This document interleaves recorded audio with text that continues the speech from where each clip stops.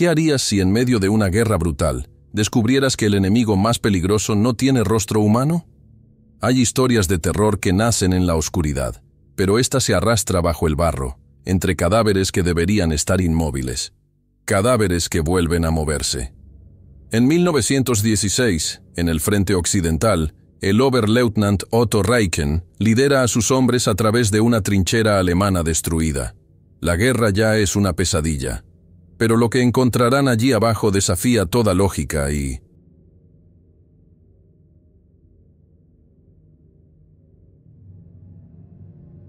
convierte el miedo en algo tangible, porque los muertos no están donde cayeron, se han desplazado. Rastros frescos en el lodo suben por las paredes como si algo los hubiera arrastrado hacia la oscuridad. Uñas, garras finas, cascos vacíos, un sanitäter que ya no puede controlar el temblor de sus manos, un operador de radio que escucha en el auricular un tecleo extraño, como patas golpeando madera húmeda, y un veterano escéptico que por primera vez en su vida teme a lo que no puede ver. No es solo una guerra. Es un cuento de terror que se esconde entre el humo, la sangre y el silencio de los muertos. Una presencia desconocida acecha bajo tierra. Una amenaza que se mueve cuando nadie mira. Y cuando el miedo toma forma. ¿Quién sobrevivirá para contarlo? Prepárate para adentrarte en una historia donde el terror no viene del enemigo, sino del suelo que pisas. Bienvenidos a este video. ¿De qué ciudad nos estás viendo? Asegúrate de estar suscrito para no perderte más historias de terror como esta. Y si esta introducción te puso los nervios de punta, déjanos tu like para ayudar al crecimiento del canal. Antes del amanecer, el frente parece tragarse a sí mismo. No hay ratas, no hay cuervos. Ni siquiera el viento se atreve a rozar los sacos. El barro respira lento, como un animal dormido. Reichen lo entiende a su modo. El silencio no es calma, es una orden. Y alguien, o algo, la impone. Patrulla. Su voz no necesita gritar. Franz Adler se ajusta la correa. Jacob Weiss apaga la radio. Un segundo, como si el aparato pudiera delatarlos. Emil Kraus guarda las manos en los bolsillos para que no tiemblen. Karl Heine, el zapador, adelanta el cuerpo y besa la pinza de corte como si fuera un talismán. La misión es simple en el papel: cruzar la tierra de nadie, buscar a Lucas Brandt, recluta desaparecido, y regresar. Nadie lo dice, pero todos lo piensan. Si el silencio gobierna, cada paso es una blasfemia. Salen de la trinchera. La madera mojada chilla muy bajo, apenas un sollozo. Las sombras de alambradas caídas parecen manos abiertas pidiendo auxilio. Heine corta en seco. Metal contra metal. Chispas mínimas que el cielo sin luz devora. El barro los muerde hasta los tobillos. Huele a óxido, cloro y carne que ya no es carne. Este es el territorio donde las historias de terror dejan de ser cuentos murmurados a media voz y se convierten en respiración compartida. Reichen avanza primero. Sus botas imprimen el camino, pero la oscuridad lo va borrando detrás, como si el suelo tuviera memoria selectiva. A mitad de la nada, Weiss vuelve a encender la radio. No hay señal. No hay ruido blanco. Solo un pulmón enfermo que olvida inhalar. Aprieta los auriculares. Silencio. Y entonces, bajísimo, un tecleo irregular. Húmedo, como patas golpeando madera podrida. 2 golpes. Pausa. 3 golpes. Pausa más larga. Kraus arruga la frente. No es código. Adler aprieta el fusil y no contesta. Nadie quiere preguntar qué idioma usan las cosas que no tienen lengua. Llegan al borde de 1900, un cráter. La lluvia vieja se ha quedado atrapada en un espejo turbio. Heine levanta el brazo para detenerlos. En la orilla, clavado en una maraña de fibras pegajosas, brilla un casco. El de Brandt, o uno idéntico. Las hebras no ondean. Parecen tensadas hacia un centro sumergido. Raichen se agacha y acerca la lámpara de capucha. La luz no penetra. El reflejo vuelve ciego al que mira. Kraus da un paso. Sostiene una fibra con la punta de la navaja y la inclina. No gotea. No se deshace. Respira. Él traga saliva. No es seda común. Absorbe el agua. Duda. Mira sus dedos. Y algo más. El olor cambia. A hierro dulce. A hospital. A miedo. Heine intenta cortar la madeja. La pinza se pega, vibra, tiembla. Adler lo ayuda con la bayoneta. El metal tiembla como una cuerda de violín. La fibra no cede. Se hincha apenas, como si se alimentara del esfuerzo, como si tragara la fuerza de la mano que la desafía. Kraus posa un trozo sobre la cantimplora abierta. El líquido baja, desaparece sin salpicar. Bebe, susurra, y sus palabras quedan suspendidas, atrapadas, colgadas de ninguna parte. En el fondo del cráter, bajo la piel del agua, algo se arrastra. No hace ruido. Lo revela la falta de reflejo. Un parche negro que no debería estar. Weiss escucha de nuevo.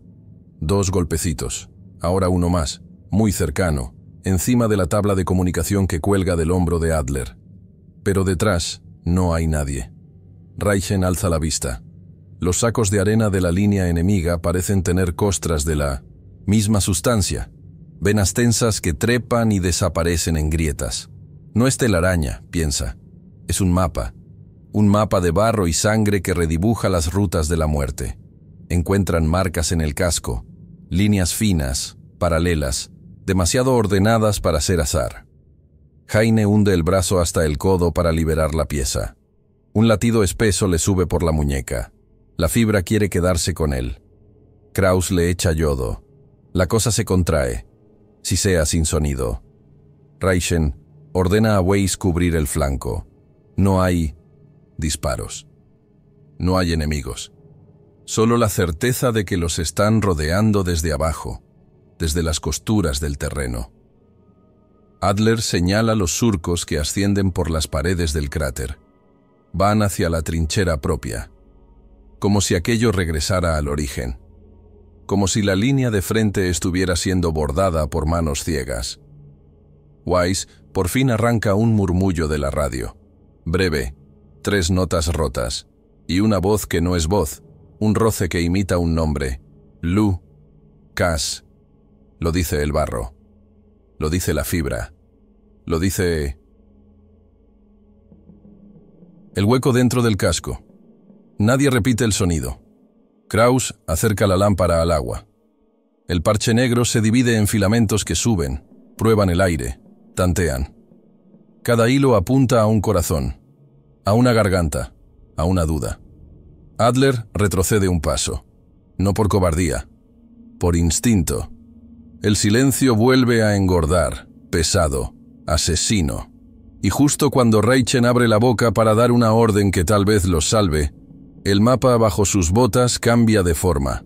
Traza una nueva línea que los invita a seguirla, arrastrándolos, sin prisa, hacia una dirección que ninguno quiere aceptar, mientras la primera luz del día, pálida y enferma, empieza a revelar lo que la noche apenas dejaba intuir. Bajan uno a uno, con el barro pegado a los gemelos como si quisiera retenerlos. El interior del cráter no es un agujero, es una boca.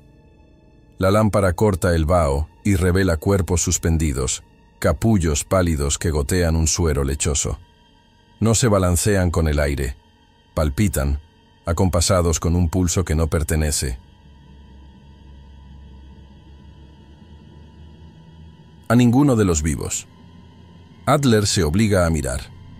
Entre las costuras de una envoltura asoman unas botas. Las reconoce por la costura torcida en el talón. Por las iniciales quemadas a cuchillo. L.B. Lucas Brandt. Nadie pronuncia su nombre. Bastan las letras para clavarlo en la garganta. Weiss siente entonces un roce en los tobillos. No es una rata. No hay ratas aquí.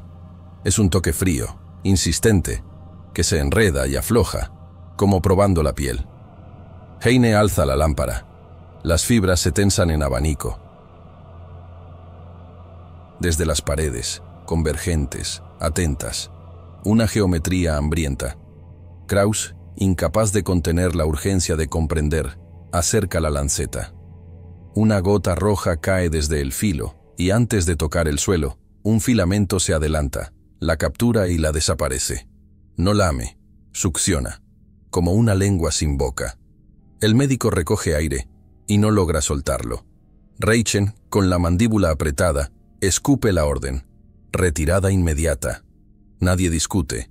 Nadie quiere darle a la cosa el sabor de la duda. Entonces vibra. Un capullo. No un temblor ciego, sino un esfuerzo humano bajo tela viva. La membrana se hincha y retrae buscando un resquicio. Y del interior brota una voz reseca, un alemán destilado hasta el hueso. Helft mir, ayudadme. Kraus da un paso, luego otro, como si cada pisada le costara días de vida. Apoya la oreja sobre la superficie translúcida. Adentro, una figura hunde los dedos contra la pared. No hay uñas, hay marcas lisas, como si la envoltura hubiera devorado las puntas. El médico tira de la lanceta y traza un corte mínimo.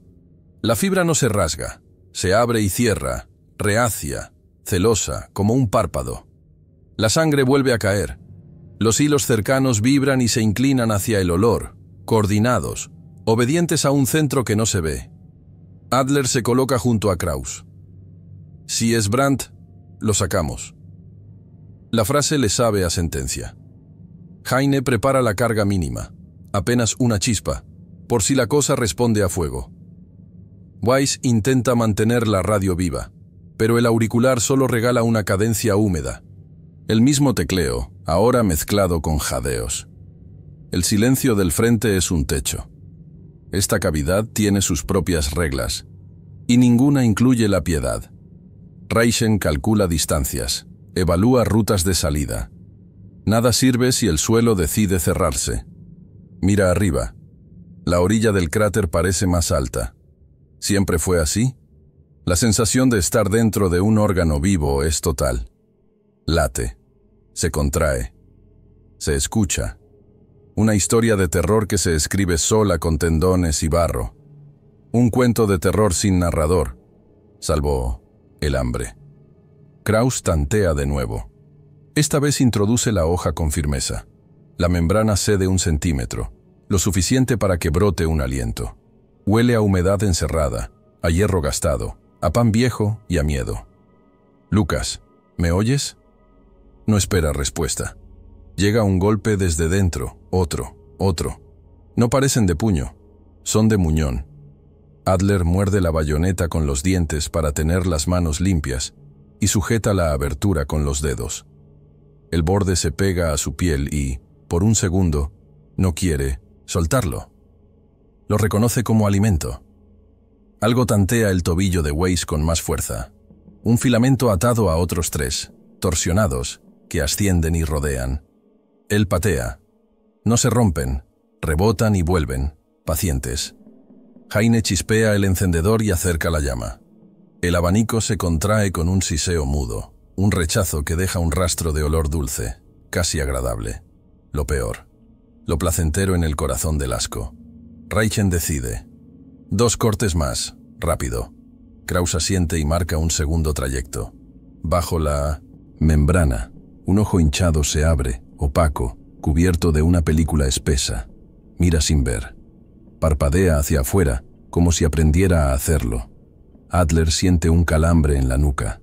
Algo está observándolos a través de cada capullo, usando cada cuerpo como lente. No son prisioneros, son antenas.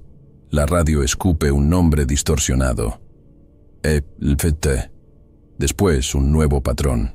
Golpes en números primos. 3, 5, 7. No es código militar. Es una aritmética de caza. Heine se adelanta para ayudar a Bintos en Weiss. La lámpara tiembla. La luz revela que los capullos no cuelgan de arriba. Emergen de abajo, alimentándose de raíces, tuberías, restos de uniformes. La tierra se organiza en torno a ellos, como si obedeciera a un diseño trazado por algo paciente, antiguo, subterráneo. El borde del corte Cede por fin. Una lengua de aire estalla. Un rostro pálido asoma, cubierto de hilos que intentan volver a cerrarlo. No hay grito, solo un susurro. Un «vite» que raspa como vidrio. Kraus introduce los dedos. La fibra le calienta la piel. Lo reconoce, casi lo agradece. Adler tira con rabia, desgarrando cuanto puede. Reichen cubre la retaguardia, pero sus botas sienten que el suelo cambia de textura, que debajo se mueven planchas enteras, preparando un nuevo trazo en ese mapa sin tinta. Y mientras el primer rayo enfermo del amanecer roza los bordes del cráter, la membrana decide apretar. Los filamentos tensan el arco y una vibración profunda asciende desde el fondo, prometiendo que, con el siguiente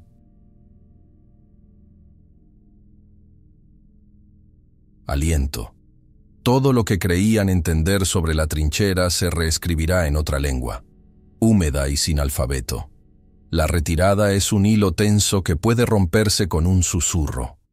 Reichen arrastra a los suyos fuera del cráter, con la sensación pegajosa de que la tierra no los suelta, como si tuviera dedos. El borde cede y vuelve a cerrarse detrás, sellando el agujero con una piel de barro. Nadie celebra. El aire trae un olor nuevo, hollín húmedo, artillería lejana. Un rugido espeso rueda por él. Frente, y el silencio vuelve a acomodarse, obediente, como un animal amaestrado por el trueno. En la trinchera, el ingeniero Bruno Eckart, ojos enrojecidos de no dormir, sostiene la vista fija sobre el parapeto. Jura en voz baja que ha visto siluetas con patas largas trepar la cresta, cruzar la línea como arácnidos bípedos, olfateando cuerpos inmóviles, probando miembros, tanteando gargantas. No corre, no dispara, solo describe. Buscan como perros de carroña.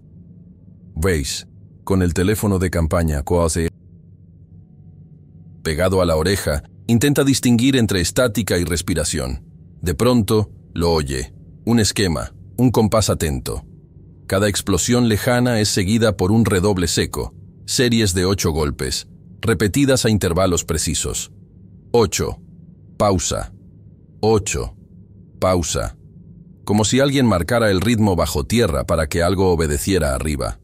Adler escucha, hace cuentas de forma automática, mide el tiempo entre el trueno y la percusión. No es eco, no es coincidencia, es comunicación.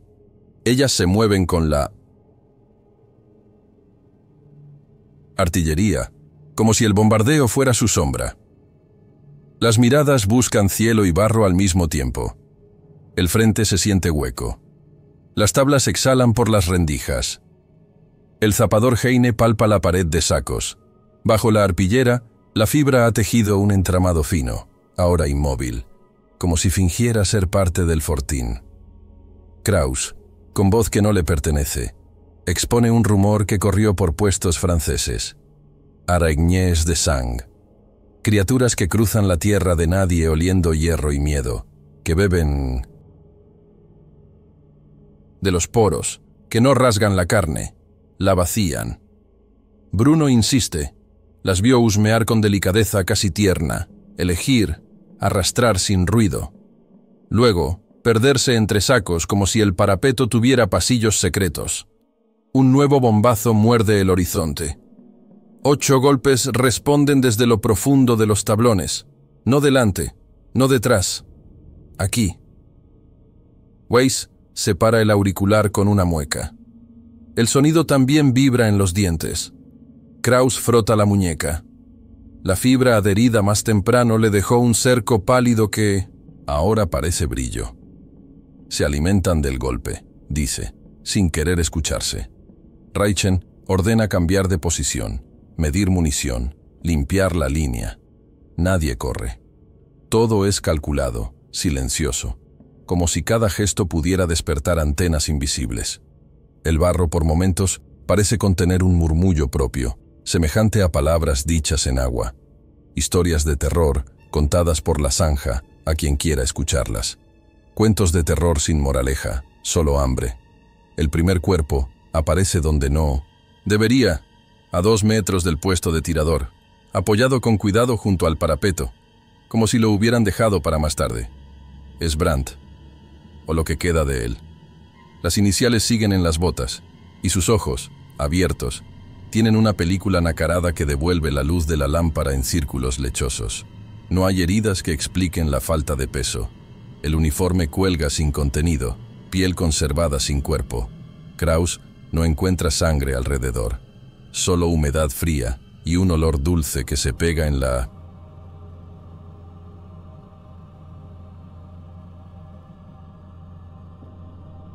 lengua. Heine aparta la mirada. Adler reza sin sonido. Weiss anota los tiempos. Explosión, 8. Desplazamiento. Otro cañonazo. Otra serie. Un saco cede. Las tablas responden como si tuvieran caja torácica. Bruno, tenso, apunta con el dedo. En la cornisa del parapeto, algo asoma apenas la curvatura de una articulación. Una pierna imposible que se recoge al sentir la luz. El movimiento es elegante, medido, educado. No pertenece a las ratas ni a los hombres. Reichen aprieta el fusil, pero no... dispara. La certeza aterradora se instala. Cada estallido es una cortina, y detrás de esa cortina se produce la cacería. Ellas, las que beben sombras, sincronizan su banquete con el trueno para robar el sonido, para que nadie escuche a quién se llevan. Weiss vuelve al teléfono. Ajusta el contacto con manos de madera. La línea no devuelve voces humanas. Ofrece golpes calibrados, escalas en compás de 8, repeticiones quirúrgicas. Un alfabeto sin letras, hecho de pausas y presión. Kraus se atreve a un experimento. Deja una gota de yodo en el borde del parapeto. La sustancia se queda quieta un segundo, y luego se estira hacia una grieta y desaparece con un chasquido seco, absorbida por un hilo que nadie vio llegar. Bruno maldice. Adler entiende. No buscan solo sangre. Buscan todo lo que separe la vida de la muerte. Llega otra descarga lejana. 8 golpes bajo sus pies. El entablado responde con una vibración grave, como si el suelo aceptara una orden.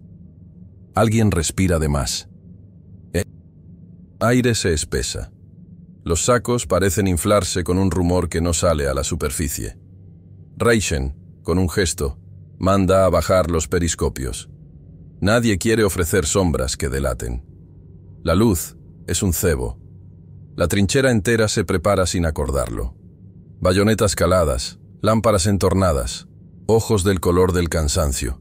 El barro se adhiere a los tobillos con devoción, y cuando otro estallido enciende, pálido, el cielo, el redoble de 8 responde desde todas partes a la vez, componiendo un mapa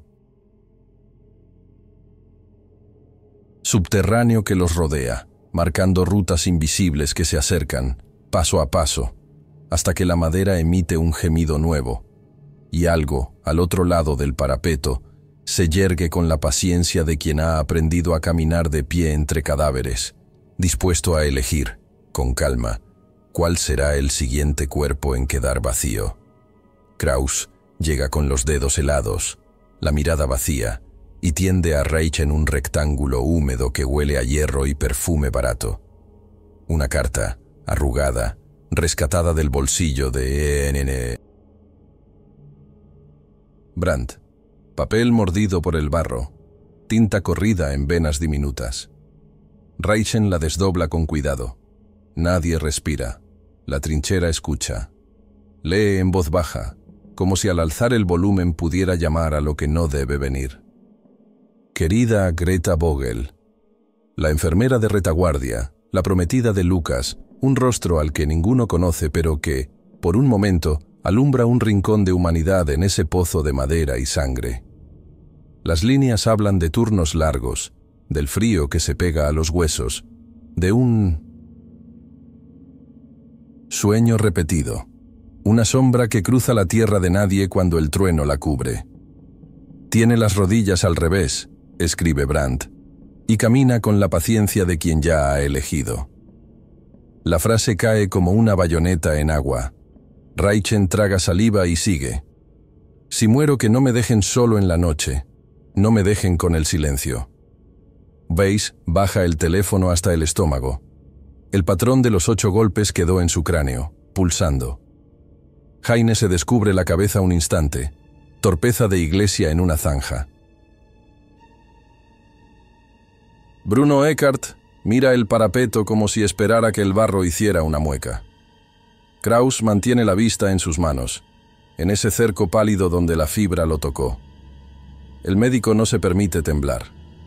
Escucha su propia respiración como un extraño. En la carta hay marcas de dedos de Brandt, huellas maceradas, pequeño mapa de alguien que suplicó con tinta antes de suplicar con carne. A mitad de página, un trazo se curva, como si el papel hubiese sido presionado desde abajo. Reichen cambia el ángulo de la lámpara. Bajo la luz se adivina algo más, un punto donde la tinta se abre en pétalos, una gota de sangre. Adler baja la cabeza. La fe que lo sostuvo en otras campañas se desafila. Recuerda parroquias de pueblo, campanas al amanecer, olor a pan y a cera, cosas que pertenecen a otra especie de mundo. Aquí, a su lado, Brandt ya no pesa. Es un saco con forma de recuerdo. La carta no trae consuelo, trae una orden. Ni un hombre más quedará a oscuras, promete Adler con voz que le nace profunda. Nueva, casi ajena. No suena a rezo. Suena a juramento. Los demás lo miran. No hay aplausos. Solo un asentimiento seco que se clava como una estaca. Reichen guarda el papel en una funda de mapas, como si esconderlo bastara para mantenerlo vivo. La trinchera tiene oído. Se lo nota en la madera, en el modo en que el aire se interrumpe justo antes del próximo bombazo. Llega el estampido lejano. Los 8 golpes responden, puntuales, perforando el suelo.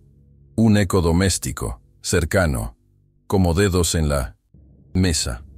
Bruno se humedece los labios. Ellas oyen cartas también, suelta, sin querer. Kraus cierra los ojos un instante. Imagina a Greta leyendo en la retaguardia, en una vela pobre, mientras del otro lado de la línea hay manos que ya no son manos, rodillas al revés, bocas sin boca que lamen la tinta. Historias de terror que no necesitan fantasmas. Cuentos de terror que no piden superstición, solo barro y paciencia. Weiss intenta una llamada a retaguardia para registrar el nombre de Greta Vogel, para que al menos exista en otro papel. La línea devuelve el latido ciego del patrón. 8. Pausa. 8. Pausa. Y luego, algo nuevo. Un arrastre. Como si alguien acercara el auricular a una envoltura húmeda. El sanitáter alza la vista. Siente en el paladar el mismo sabor dulce del cráter. No los dejamos a oscuras, repite, y enciende una lámpara de carburo que tiembla, obstinada. La luz dibuja un círculo frágil y honesto. El parapeto responde con un pliegue. De la costura de sacos brota un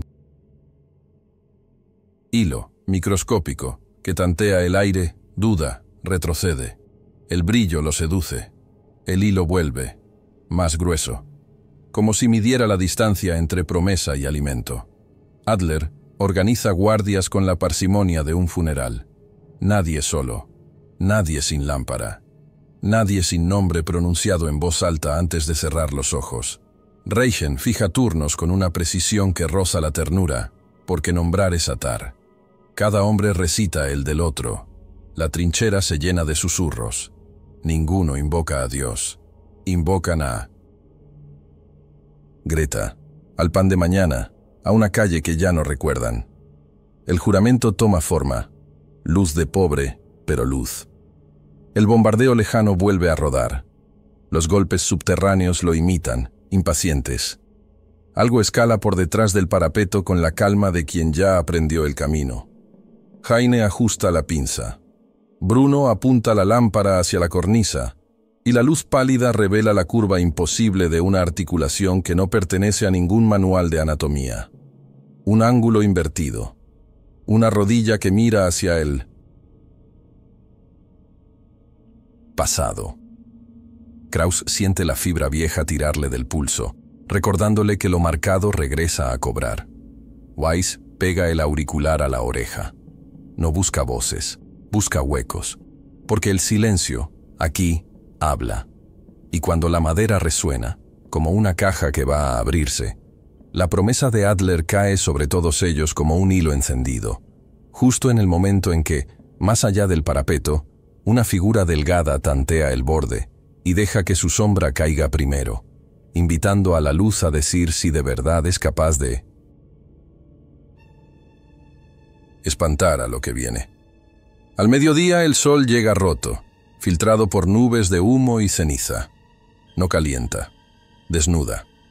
Heine alza una bengala y la luz cruje en la neblina. Por un latido, la trinchera queda al descubierto como una costilla abierta. Entonces lo ven, líneas tensas, horizontales, tendidas de parapeto a parapeto, invisibles desde abajo, afinadas como cuerdas de un instrumento enfermo. Brillan y desaparecen. Un mapa de ríos sobre el aire. Ríos que no llevan agua. Ríos que beben. Weiss contiene el aliento. Si respira, si roza, si apenas toca una de esas hebras, ¿quién despierta primero? ¿La trampa o lo que la cuida? El estallido se apaga y la sombra hace lo suyo. Silencio. Pero ya no es un silencio vacío. Es una jaula. A pocos metros, en un parapeto derruido, algo salta. Tamaño de perro grande. Patas finas que terminan en puntas de aguja. Cuerpo bajo, abultado, abdomen que palpita con un murmullo interno. Quelíceros que tantean el aire como dedos ansiosos. No ataca. Bordea. Se repliega un paso y vuelve dos, midiendo distancias, aprendiendo nombres. Reichen levanta el fusil y lo baja. El instinto le grita disparar, pero el cálculo le dice que el tiro romperá cuerdas que no ve. Las araignées de Sang no están solas. Nunca lo están. En la boca oscura de un refugio de madera, otra figura se pliega contra sí misma como acordeón vivo. Es más alta que un hombre. Su silueta no cabe en las palabras animal o bestia. Parece un método. Kraus, con la linterna de carburo, entornada, enfoca a ras del suelo.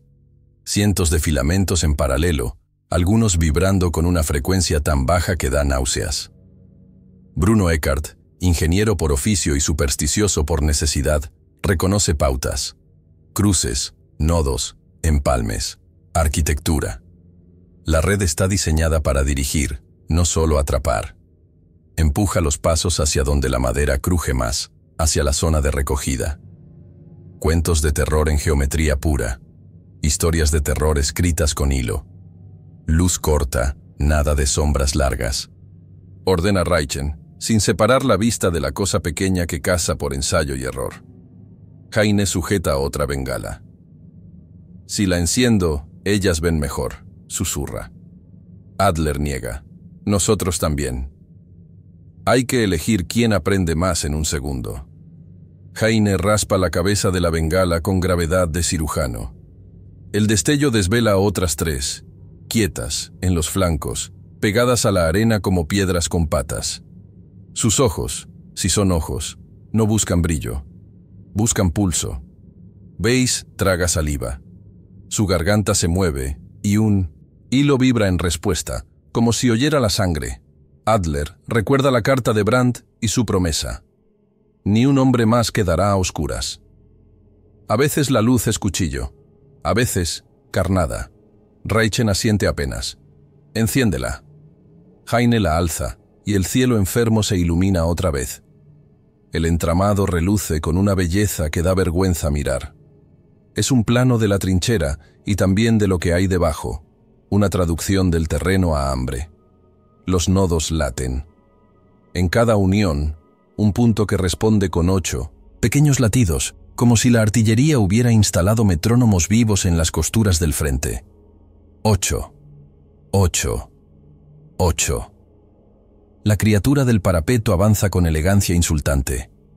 Rodea un casco, lo huele, retrocede. Toca un hilo con la articulación trasera y el vibrato corre por la red como un mensaje. Del refugio, la alta se estira en silencio, columna por columna, desplegándose hasta ocupar la entrada entera. Su sombra tapa a 3 hombres de golpe. El aire cambia de sabor. Dulce, pegajoso. Kraus se clava las uñas en la palma para no dejar caer la luz. El brillo resbala en la pátina de los filamentos, y estos se hinchan con una fina respiración. Se alimentan de claridad. O la beben, como beben lágrimas, como beben tinta. Weiss, al teléfono, vuelve a captar el patrón. Ya no es eco de bombazo, es comandado. Un redoble seco en serie de 8, luego muta. 4, pausa, 4. Una orden. Las pequeñas obedecen. Se abren como abanicos que cercan. Heine prueba con humo de cigarrillo. La nube queda suspendida, atrapada por la trama hasta volverse nervio.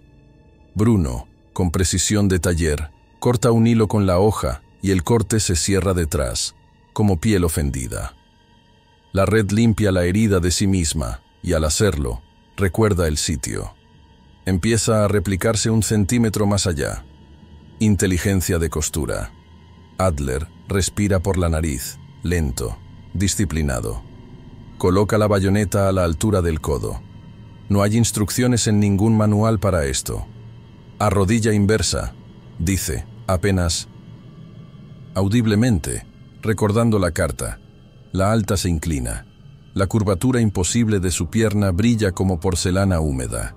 Sus quelíceros palpitan con emoción discreta, como quien saborea antes de probar.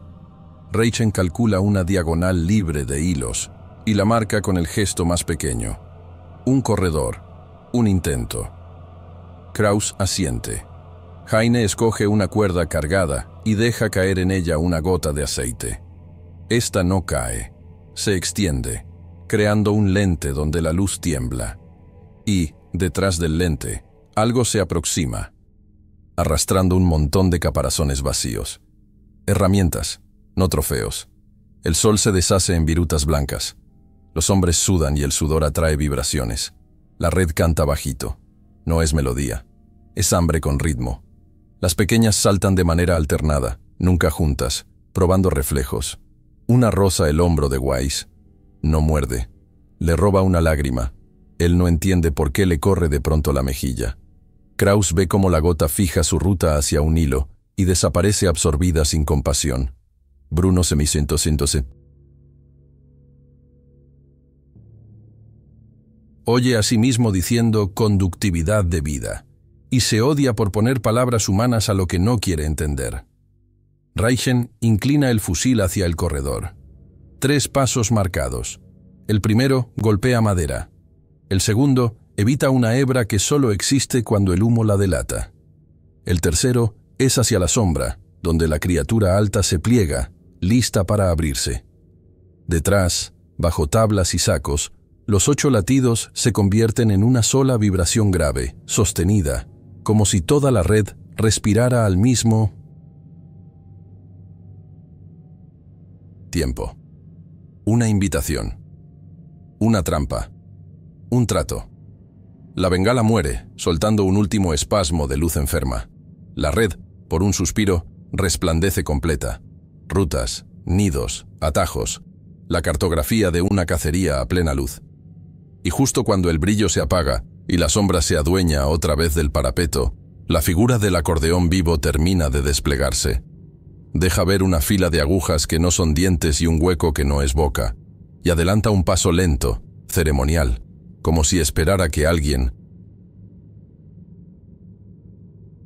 pronunciara una contraseña. Nadie habla. Solo las hebras, tensas, afinadas, preparan el siguiente compás mientras la línea de hombres, con la promesa de no dejar a nadie en la oscuridad, sostiene la respiración y decide, sin palabras, por dónde intentar romper un mapa que parece anticipar cada movimiento. Weiss no espera señal. Aprieta el gatillo. El disparo corta el aire y atraviesa el lomo abultado. La criatura se repliega con un chillido que no es sonido, un vacío que hace doler los oídos. No. Cae. Se sostiene en un hilo que vibra como un nervio expuesto. La vibración corre por el entramado, se tiñe de rojo, y la red, en vez de aflojar, se tensa. Kraus lo ve primero. Bebe. La sangre derramada desaparece por las hebras como lluvia en grieta seca. Cada gota es fuerza. Cada gota vuelve el hilo más duro. Historias de terror que aprenden rápido. Heine no pierde el pulso. Ata un gancho a una cuerda corta, empapa la soga en petróleo y apunta a un anclaje donde varios filamentos convergen. Lo lanza. El acero muerde el nudo. Queda colgando, pesado, brillante de aceite. Raichen no pregunta. Fuego. Adler enciende con una chispa y veis, sin dejar de cubrir, dispara al bulto oscuro. La llama nace azul, casi invisible, y en un segundo corre por la cuerda hacia el corazón del tejido. El entramado, que adora la tensión, odia el calor. Chasquea, se arquea, se incendia con una elegancia horrenda, como si en lugar de arder, se encendiera desde adentro. El humo tiene un perfume dulzón que se pega en la lengua. Bruno Eckart traga para no vomitar. Los capullos, arriba, empiezan a gotear un líquido denso y oscuro. No es sangre fresca, no es agua, es un sedimento de vida, gotas negras que caen como plumas pesadas. Una membrana se contrae, otra se raja. El aire se llena de pequeños puntos brillantes que danzan y mueren al contacto con la llama. La bengala residual convierte la escena en una capilla blasfema. Redes, vitrales de fuego, sombras con rodillas al revés moviéndose detrás. Del parapeto como monjes al revés. Algo cede con un crujido. Un capullo se desgarra en dos tiempos, como un ojo que decide parpadear por última vez. Y cae. Golpea la madera con un sonido hueco, y el cuerpo rueda hasta el pie de Kraus. Es Brandt. Lo llaman sin voz, por la costura torcida de las botas, por la forma reconocible de la mandíbula. El médico se arrodilla. Acaricia la piel fría. Está marcada por una constelación diminuta de puntos circulares en ambos lados del cuello, como bocas de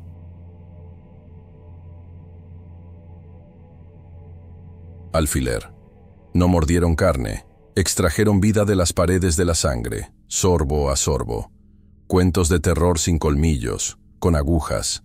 Raichen observa las marcas y siente que el mapa bajo sus botas rehace sus ríos. La red, herida, reacciona. Donde ardió, los hilos retuercen su forma y, en lugar de romperse del todo, se contraen hacia los anclajes, concentrando fuerza, como si el sistema eligiera sacrificar extremos para salvar su centro. Weiss cubre la retirada del fuego con ráfagas cortas. La criatura menor se aparta, tantea un hilo limpio y al tocarlo, recibe un pulso que la reafirma. En la boca del refugio, la alta se pliega un segundo midiéndolos y su articulación invertida reluce con un esmalte nuevo. No se quemó, se templó. Más aceite, dice Heine, y Bruno obedece con manos de taller y miedo antiguo. Embadurnan otra cuerda, esta vez cerca de un nudo que parece respirar. Adler, con el recuerdo de la carta ardido detrás de los ojos, dispara a un punto preciso donde el humo dibuja arcos. La llama vuelve a encender. Corre por el plano como un río azul. Los nodos palpitan. 8 latidos. Luego un silencio que duele. Luego 8 más, desordenados. Han tocado un nervio. Kraus mira a Brandt por última vez. Cierra los párpados nacarados con 2 dedos y habla bajo, como si el muerto pudiera escucharlo desde el borde. No estás solo. El juramento de Adler se espesa en el aire. No habrá sombras para los suyos. Pero la luz, aquí, pide tributo. Porque cada destello alimenta, cada brillo convoca. Las pequeñas, excitadas por el calor, empiezan a golpear la red como percusionistas ciegas. El entramado ya no oculta su idioma. Vibra con intención. Traduce el frente en hambre y regresa la frase en movimiento. Las tablas del parapeto responden con un gemido más hondo. Debajo, la tierra se infla 1 centímetro, como una respiración contenida. Heine ala del gancho para arrancar el anclaje, y el hierro viene con un pedazo de madera. Y con una raíz negra que no es vegetal. Tensa. El gancho vibra en su mano, vivo. Raichen le asesta un culatazo y el pedazo cae, retorciéndose hasta quedar quieto. De la grieta brota un olor nuevo, punzante, químico. Weiss cambia el cargador con un gesto aprendido 1000 veces, pero ahora suenan distinto las balas en la palma, más livianas, como si el aire tuviera otra densidad. La llama azul decae. El humo dibuja angelotes obscenos que se disuelven en la brisa enferma del mediodía. El entramado no está muerto. Ha replegado fuerzas. Los hilos, ennegrecidos, laten como tendones que guardan rencor. En el refugio, la alta adelanta la mitad de su cuerpo y despliega una fila de agujas que chasquea sin ruido. Su sombra ya no trepa, cae encima. El sol, roto, hace brillar la trampa que queda. No mucha, la suficiente. Raichen levanta la mano. Nadie dispara. Todos sienten el instante minúsculo en que la cacería cambia de fase, cuando el fuego ha dado paso a otra cosa. Adler baja la lámpara hasta rozar el suelo. La luz lame un hilo, y este no huye. La absorbe y responde con un temblor grave que sube por sus dedos, por su antebrazo, hasta clavarse en el pecho. No teme. Acepta. Y en ese pulso, en esa aceptación terrible, se oye venir desde el fondo de la trinchera un redoble sin numeración, continuo, como una marcha sin banda, anunciando que lo que arde no siempre muere, y que lo que calla, cuando decide moverse, no pide permiso para terminar de escribir el mapa. Adler se queda atrás sin anunciarlo, como quien sostiene una puerta, con el cuerpo para que los otros crucen. La trinchera respira hondo y lento, ese compás enfermo que aprendieron a temer. La luz de carburo se achica. El humo del incendio se pega a la garganta.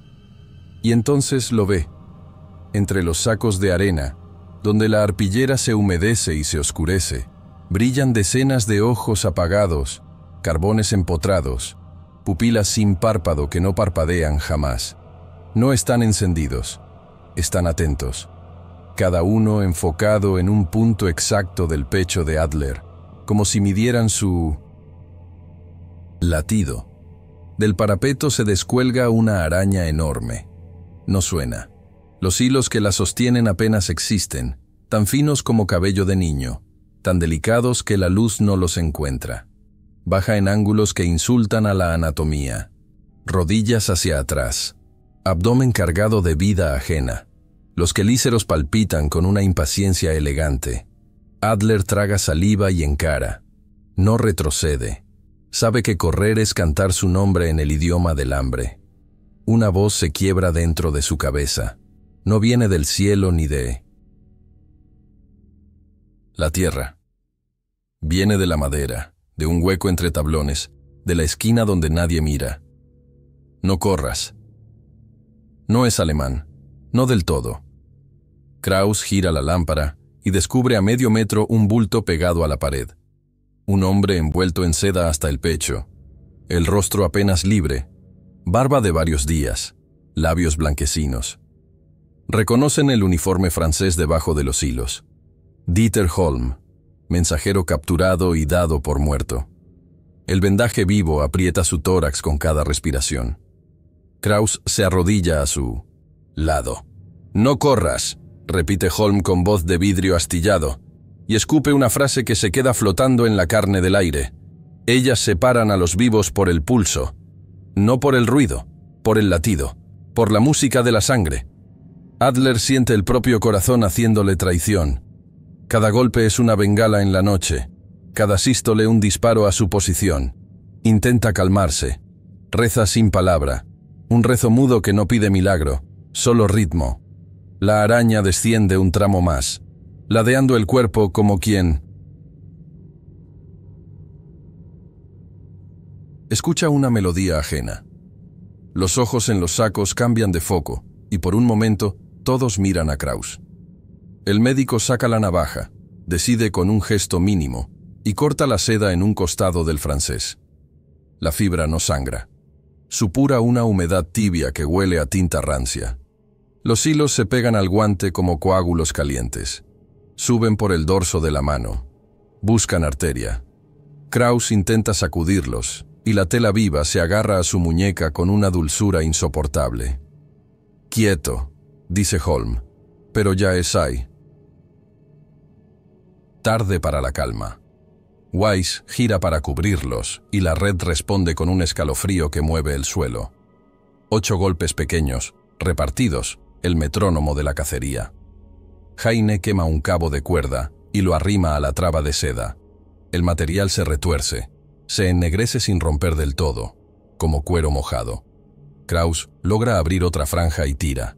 El rostro de Holm sale completo. Sus ojos no suplican, informan. Huelen la aceleración. Si te asustas, te escogen.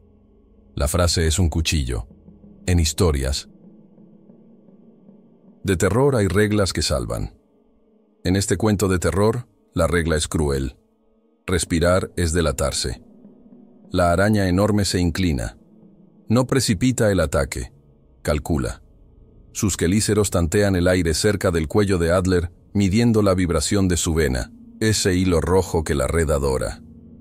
El sargento respira como un soldado frente a un pelotón, marcando el tiempo a voluntad. Un latido largo, otro más largo, un tercero que casi no suena. Su promesa pesa en el pecho, ni un hombre a oscuras. La luz, temblorosa, acaricia los ojos sin párpado que empedran la trinchera. No son almas, son sensores. Kraus intenta despegarse los coágulos de seda. Cada mancha se multiplica en fibras que buscan el dorso, como raíces cortas que olfatean piel. Le muerden los guantes sin dientes, con una avidez fría. La navaja se le cae. Heine la atrapa con un gesto de perro.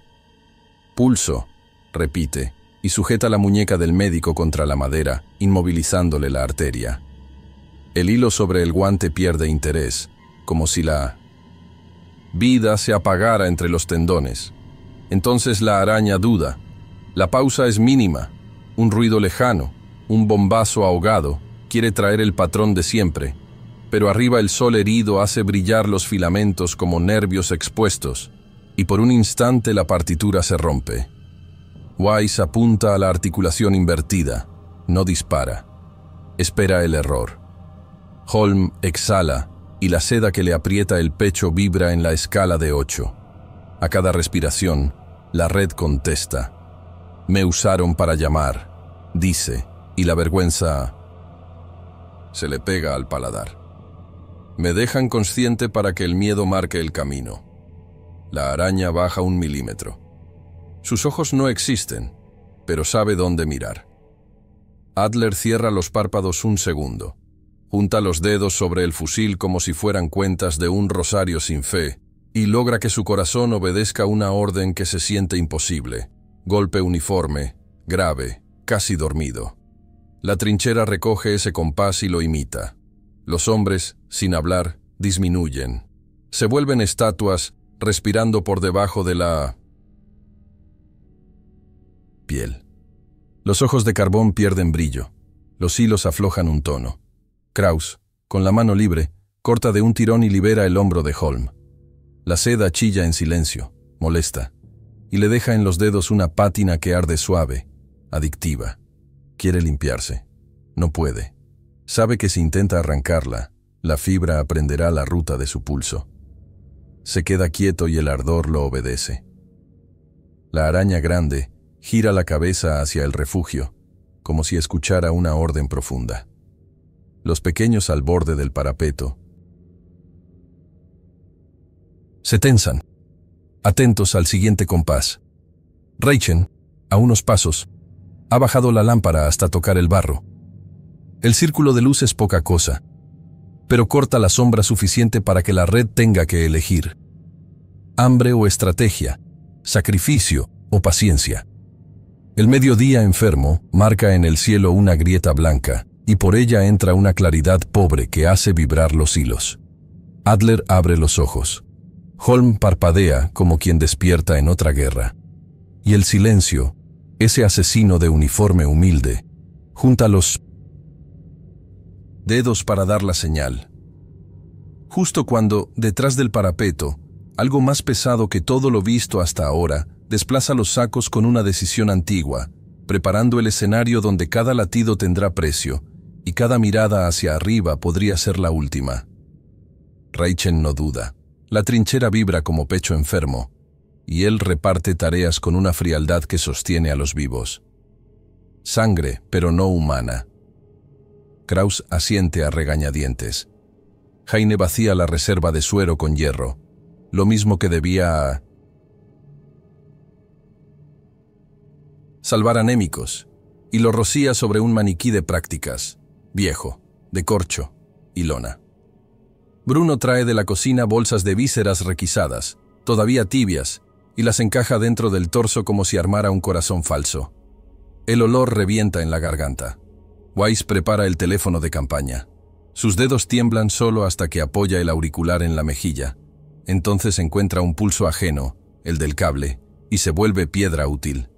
El señuelo queda en tierra de nadie, sujeto con estacas, justo bajo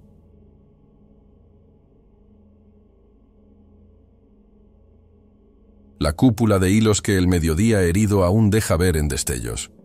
Heine le pasa encima el suero ferruginoso con devoción de sacramento. El líquido se absorbe en la trama como si el aire tuviera sed. Kraus, en voz baja, maldice la lógica exacta de lo inmundo. Hierro y miedo, mismo perfume. Historias de terror con recetas, gruñe Bruno, y nadie se ríe. Reichen marca con tiza un semicírculo en el parapeto, el borde de la cúpula. Allí, Weiss canta las coordenadas a artillería propia, cada número de espacio, como si pronunciarlo pudiera romper un alfabeto hostil. Al otro lado de la línea, una voz breve confirma. No promete nada. Acepta el encargo. El maniquí empieza a sudar olor dulce. Los hilos cercanos vibran con curiosidad obscena. Primero llegan las pequeñas, en abanico. Luego, desde un refugio colapsado, se descuelga una mediana, paciencia de costurera, y toca el señuelo con la punta del quelícer. El hilo que la sostiene se tiñe de un rojo pálido, enamorado del hierro. La red se hincha. Un segundo más. 2. En la cornisa, la silueta alta se pliega como acordeón y elige un ángulo. Reichen alza la mano, inmóvil. Weiss pega el auricular a la piel. Ahora. La primera salva cae a destiempo del patrón que ellas aman. No 8, 3, 2, 1, y otra después, como si el cielo tartamudeara pólvora. La onda de choque golpea el aire con puños planos. La cúpula canta, tensada, luego rota, y los hilos se parten en segmentos que chasquean como nervios seccionados. Un nido entero, cosido bajo un parapeto vecino, se derrumba con un suspiro negro. Capullos revientan en lluvia espesa, y su líquido cae en placas sobre la madera. La segunda salva desciende con un compás distinto, escalonado, sin misericordia de metrónomo. La red intenta aprender el nuevo idioma y fracasa. El mapa vibra y se arruga. La trinchera acata la convulsión como una caja torácica bajo descarga. Heine, ciego de humo, arrastra a Holm y a Kraus a la cobertura. Bruno mantiene a raya una hebra empeñada en adherirse a su muñeca. Adler protege el flanco con disparos medidos. Cada bala busca articulaciones invertidas, no cuerpos. La criatura alta intenta saltar hacia la luz, pero el aire la azota y la arroja de costado. Cae en su propia trama, y las hebras, locas de hierro, se le pegan a los quelíceros como anzuelos. Weiss, con la voz hecha hilo, pide corrección mínima. La tercera salva llega más cerca, a ras de cúpula. El cielo baja un palmo. Las tablas, abajo, aúllan. La tierra, saturada, exhala. barro y humo dulce. Cuentos de terror sin fantasmas, solo geometría y explosión. En un instante que no tiene dueño, todo se queda quieto, sin patrón, sin red. Una claridad sucia cae en la zanja como si el día hubiera envejecido de golpe. El señuelo, destrozado, sigue goteando hierro sobre la madera. Un capullo rezagado suelta un chorro oscuro, y de él cuelga durante un segundo una mano con uñas comidas. Se suelta. Cae. Kraus aprieta los ojos, no reza, se obliga a mirar. No es un milagro, es el costo de una trampa que entiende qué hambre compra. Entonces llega el sonido nuevo, no arriba, debajo, un crujir múltiple, finísimo, como galleta rota bajo un mantel húmedo. La tierra de nadie responde. Algo grande se repliega hacia túneles invisibles, llevándose consigo el resto de la tensión. El barro vibra en ondas cortas que suben a los peronés, trepan a la espina y se instalan detrás de los dientes. Holm apunta con el mentón hacia el suelo. Se juntan, susurra. Cuando la cúpula cae, bajan a contar. ¿Contar qué? ¿Contar quién? Raichen mira el vacío donde estuvo la telaraña y entiende que han cortado las cuerdas, no el instrumento. La superficie tiene grietas nuevas, líneas que no existían antes del fuego. Vías, puertas. Heine recupera el gancho chamuscado y lo observa latir un segundo, como si guardara memoria. Weiss, pálido, escucha la línea por puro terror a escuchar otra cosa. Silencio. Atrás, Bruno comprueba la munición con manos de taller que no olvidan el oficio de medir. Adler, aún sosteniendo la promesa de luz, baja la lámpara hasta que el círculo roza el barro. El resplandor toca una grieta. La grieta bebe y devuelve un temblor grave, como saludo. No hay victoria, hay pausa. Y una certeza amarga. Arriba ya no cazan, abajo se ordenan. Un rumor de respiraciones se va tejiendo bajo las botas, una sala inmensa sin paredes donde la geometría piensa. Kraus ata el vendaje a Holm con tiras de camisa, los dedos aún pegajosos de seda. Raichen señala con la barbilla una fisura que se abre lento, del tamaño de una bota. El suelo expira. La trinchera aprende a callar. En el borde del parapeto, los sacos hundidos dibujan una sonrisa torcida, y por detrás, muy despacio, un aire más frío sube desde los túneles, como si la noche hubiera encontrado un atajo para instalarse en pleno día, aguardando el movimiento que decidirá en qué dirección continuará el mapa. La tarde se derrumba sobre el frente como un telón húmedo. Raichen camina al frente de su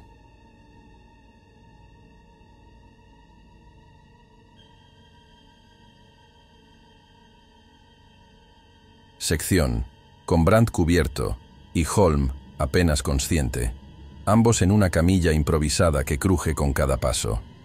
Nadie habla. El silencio es más fiel que cualquier oración. En el puesto de mando, el Oberleutnant entrega un informe sellado para el Estado Mayor. Quemar a plena luz cada puente de hilos, vigilar las noches sin ratas ni cuervos, no abandonar cuerpos al aire. Sabe que quizás nadie crea una palabra. La guerra está llena de supersticiones, y algunas nacen de algo que respira. Adler se queda a un lado, los ojos abiertos más de lo humanamente posible, como si temiera que al cerrarlos su pulso lo traicione. Saca su diario, la carta de Brandt todavía húmeda por el barro, y la ata a la tapa con un nudo firme. Le promete a Greta, la enfermera que espera sin saber, que si él sobrevive, la misiva llegará a sus manos. Una promesa más difícil que cualquier trinchera. Una promesa hecha contra criaturas que beben sombra y memoria. Kraus, con los dedos marcados por restos de seda que no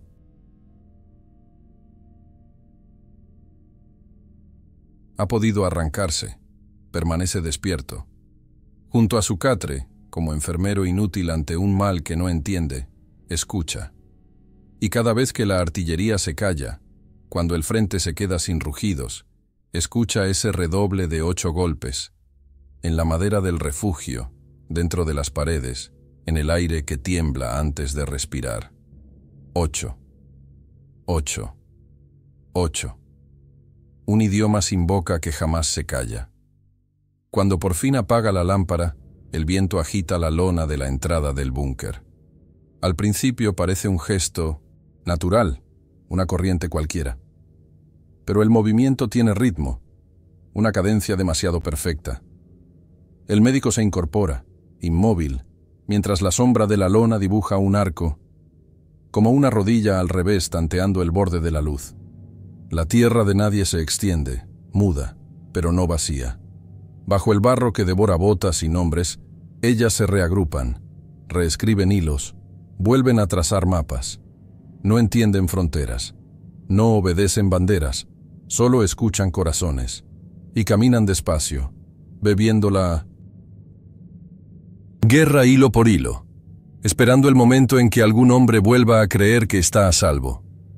Porque donde no hay ratas ni cuervos, nunca hay paz. Si esta historia te estremeció, si sentiste el peso de la oscuridad entre los sacos y las respiraciones contenidas, puedes quedarte con nosotros. Unirte a esta trinchera de relatos, para que ninguna de estas almas quede sola en la noche.